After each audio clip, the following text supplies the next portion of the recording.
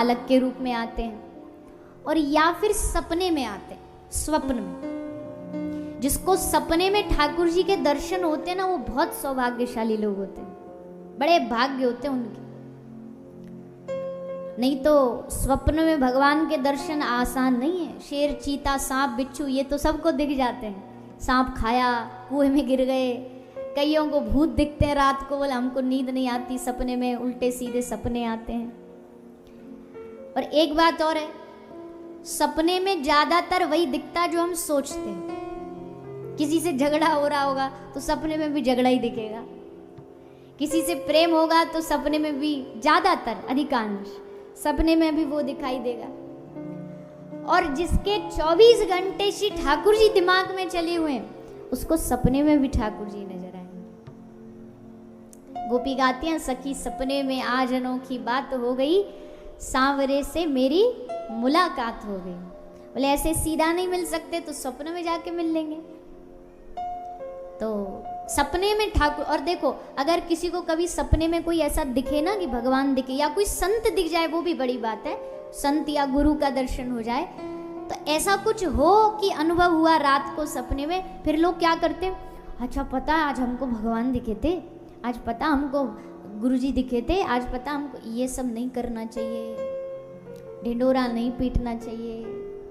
कहीं किसी को गड्ढे में एक घड़ा भर के खजाना मिल जाए अचानक से, तो क्या उसको सब लोगों को जा करके बताते घूमोगे? चुपचाप छुपा के रख लो कि किसी को पता न लग जाए, पड़ोसी को भी ना पता लग जाए, वो छुपाते हैं। तो ऐसा अनुभव कोई हो भी जाता है किसी को, तो बताना नहीं चाहिए उसको। तो उस समय की बात थी, भगवान को जब भी कुछ कराना, तो उस समय ब्रज के ज्यादातर जितने भी भगवान थे, मूर्तियां थी, वो सब दबी हुई थी। क्योंकि एक समय आया था जब ब्रज धीरे धीरे लुप्त हो गया, खत्म हो गया था, तो सब मूर्तियां दबी हुई थी। सब मूर्तियों ने किसी को सपना दिया, क्या कहीं गैया ने जाके दूध से अभिषेक किया, तो वहां ठाकुर जी के दर्शन हुए। तो वैसे ही श्री माधवेंद्र पुरीपाद को रात को सपने में ठाकुर जी आए, और ठाकुर जी ने आके क्या कहा, ठाकुर जी ने आके कहा माधवेंद्र पुरीपाद को कि बड़ी भारी गर्मी पड़ रही है, और मेरी एक मूर्ति है गिरिराज गोवर्धन में जमीन के नीचे दबी हुई है, मैं उसमें बड़ा मैं दबा हुआ हूँ, बोझ लग रहा है मुझे, निकालो आप मुझे वहां से। स्थान बता दिया, माधवेंद्रपुरी गए, खुदाई करी ब्रजवासियों को इकट्ठा करके, और देखा तो उसमें से बड़ी सुंदर श्रीनाथ जी की मूर्ति प्रकट हुई। वो श्रीनाथ जी की मूर्ति आज भी है गोवर्धन में। अगर कोई कभी गया हो गिरिराज जी, तो गिरिराज जी में 2 मुखारविंद हैं।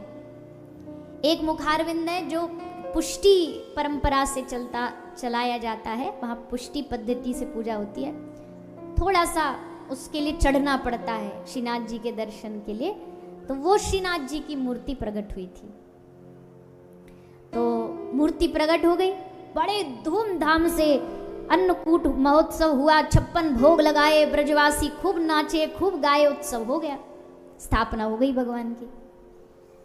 अब स्थापना तो हो गई, अब फिर अगले दिन सपने में आए माधवेंद्रपुरी, बोले अब क्या हो गया तुमको?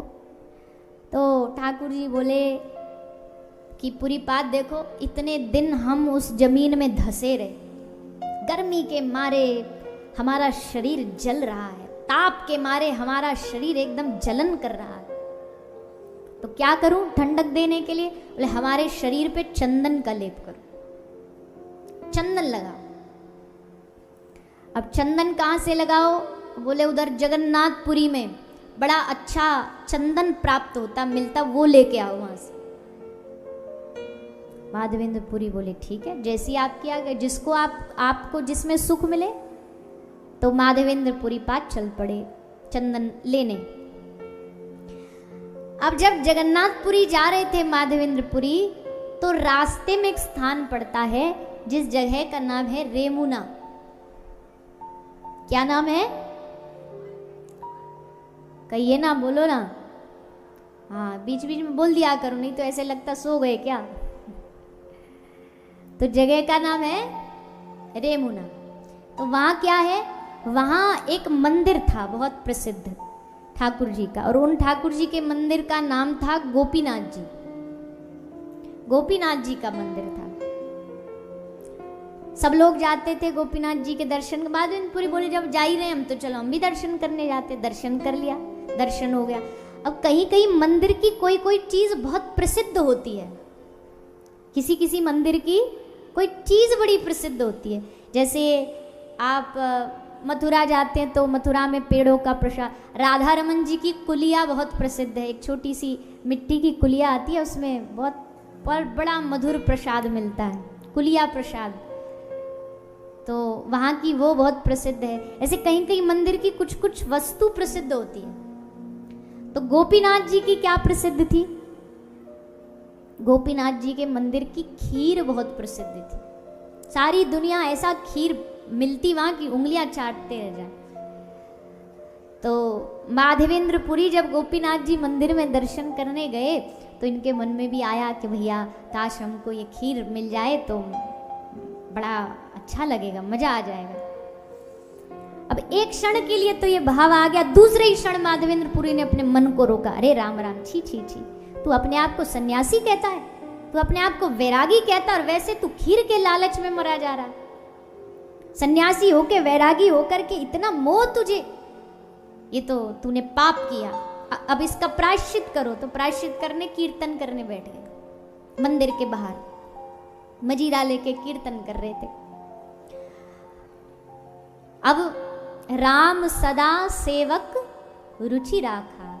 भगवान की एक आदत है कि जो उनके आश्रित भक्त का मन कर गया, जो उनको अच्छा लग गया, कहते हैं जैसे कोई बालक को कोई वस्तु अच्छी लग जाए तो माता पिता पूरी जी जान लगा देते हैं उस वस्तु को प्रदान करने के लिए या दिलाने के लिए, किसी भी तरह से मिल जाए, किसी भी तरह से सुख मिल जाए। तो भगवान को लगता है इसके मन में इच्छा आई, इसलिए इसकी इच्छा पहले पूरी करो। तो श्री ठाकुर जी ने क्या किया, भगवान ने आधी रात को पुजारी जी को सपना दिया, फिर आ गए सपने में। ये भगवान का कांटेक्ट करने का तरीका है, सपने में आकर के। तो फिर आए सपने में, पुजारी जी को कहा कि हमारा एक आश्रित भक्त बैठा है, उसको खीर दिलानी है, तो हमारे मंदिर में जो रोज भोग लगता है वो जा करके माधवेंद्रपुरी को खिला दो। पंडित जी बोले प्रभु इतनी रात को अब मैं कहाँ से खीर लाऊं, अब कहाँ से बनाऊं खीर, वो तो बनानी पड़ेगी। तो भगवान ने बोला उसकी चिंता मत करो, उसका जुगाड़ मैंने कर दिया। बोले आपने कैसे कर दिया? बोले आज जो भोग के लिए आए थे ना पात्र में खीर भर भर के, उसमें से एक कटोरा खीर मैंने चुरा के अपने पीछे रख ली है। मेरे मंदिर में मेरी मूर्ति के पीछे वो खीर रखी हुई है, मुझे पता था, इसलिए मैंने रात को व्यवस्था पहले ही कर ली, वो जाके दे दो। तो महाराज अब तो वो लेकर के पात्र पुजारी जी गए और जाके माधवेंद्रपुरी रोते रोते कीर्तन कर रहे थे। बोले लो खीर। बोले खीर कहाँ से आई? बोले तुम्हारी इच्छा पूरी करने के लिए उसने भेजी है। अब जैसे माधवेंद्रपुरी ने सुना खूब रोए। आहा मेरे पहले तो इस बात से रोए कि मेरे कारण ठाकुर जी को कष्ट करना पड़ा, और दूसरा उनकी कृपा देख देख करके रोए कि इतना लाड़ इतना दुलार कौन करता है किसी से। एक खाने का ये मन कर रहा है और इसके लिए उन्होंने चुरा ली खीर की, किसी भी तरह इसको सुख दूं। तो खूब भाव जगा, माधवेंद्रपुरी का दर्शन किया। अच्छा, ये जिस दिन से ठाकुर जी ने खीर चुराई तब से इनका नाम ही बदल गया। अब वो मंदिर के जो ठाकुर जी हैं उनका नाम बदल करके अब क्या नाम से वो जाने जाते? अब जाने जाते खीर चोरा गोपीनाथ। नाम ही बदल लिया अपना, पूरा नाम बदल गया, खीर चोरा गोपीनाथ नाम रख दिया गया। सोई महाराज चल दिए, माधवेंद्रपुरी गए, जगन्नाथपुरी, वहां से चंदन लाए, चंदन ला के वापस आ रहे थे, फिर वो उसी स्थान पर गोपीनाथ जी में रुके, रेमुणा मंदिर में। तो रात्रि को फिर जो गोवर्धन वाले श्रीनाथ जी थे वो सपने में आए। उन्होंने कहा मुझे बड़ी जलन हो रही है, तुमने कितने दिन लगा दिए, तुम आ ही नहीं रहे।